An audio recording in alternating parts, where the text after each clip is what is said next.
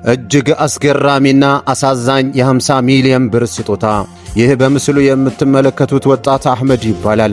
እናቱ በልጅነቱ ጥላው ብትሞትም አባቱ ግን በስልጤ ዞን የገጠር ሻይ ቤት ተቀጥረው እየሰሩ አንቀባረው ያኖሩት ነበር። ልጃቸውን እንዳይሰማው በማሰብ በወጣትነታቸው ሌላ ሚስት ሳያገቡ አባትም እናትም ሆነው አሳደጉት። እንደ ሴት እየሰሩ የእናቱን ቦታ ሸፍነውም አሳደጉት።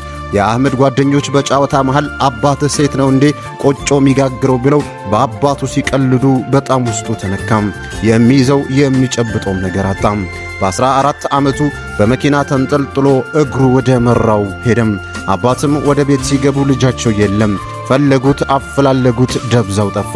ለ15 ዓመታት በልጃቸው ፍለጋ ይገኝበታል ወደ ተባለ የሀገሪቱ ክፍል አፈላለጉት። አህመድ ግን ሊገኝ አልቻለም። አህመድ የአባቱን ሕይወት ለመቀየር ወኔ ሰንቆ ሕልሙን እንደሰነቀ ባህር ማዶም ተሻግሮ ነበር። ከ15 ዓመታት በፊት መኪና ላይ ተንጠልጥሎ ያዩት ቱሪስቶች ይዘውት ከሀገር ወጥተውም ነበር።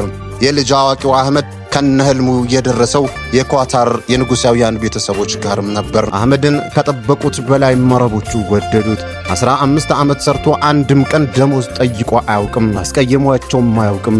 ሐቃቸውን አይነካ።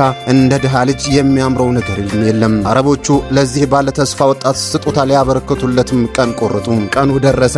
አህመድን ሰርፕራይዝም አደረጉት። ውድ የሆነ የንጉሳውያን መኪናም ሸለሙት። አህመድ ግን ከደስታ ይልቅ ቅር አለው። ፊቱን አይተው ስጦታው ያነሰው መስሏቸው ምን ብናደርግልህ ደስ ይልሃል ማለት ያኔ ፊቱ በራ። ለአባቱ በአዲስ አበባ ቤት ግዙልኝም አላቸው። እነሱም አላቅማሙ።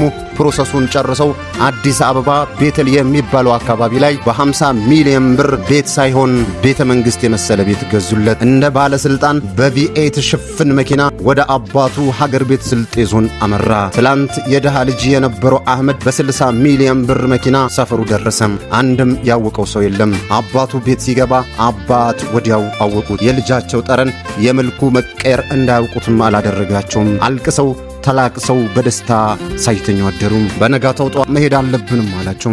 የገጠሩን ቤትና ንብረት ለተቸገሩት እንዲሰጡ አድርጎ ይዟቸው ወደ አዲስ አበባ ከተፋለም። የቤቱ ደጃፍ እንደደረሱም አባት ግቢውን መርገጥ ከበዳቸው።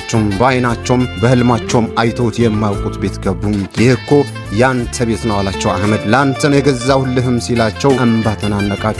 አባት የሰሙትን ማመንም አቃታቸው። ምን ላደርግበት ነው? እንዴትና በምን ገንዘብስ ገዛህ? እንደ እናትም እንደ አባትም ሆነ ላሳደከኝ አባቴ ሲያንስህ እንጂ አይበዛብህም አላቸው። አህመድም ለአባቱ ከቤቱ እጅግ የበለጠ ሌላ ሰርፕራይዝ ነገራቸው።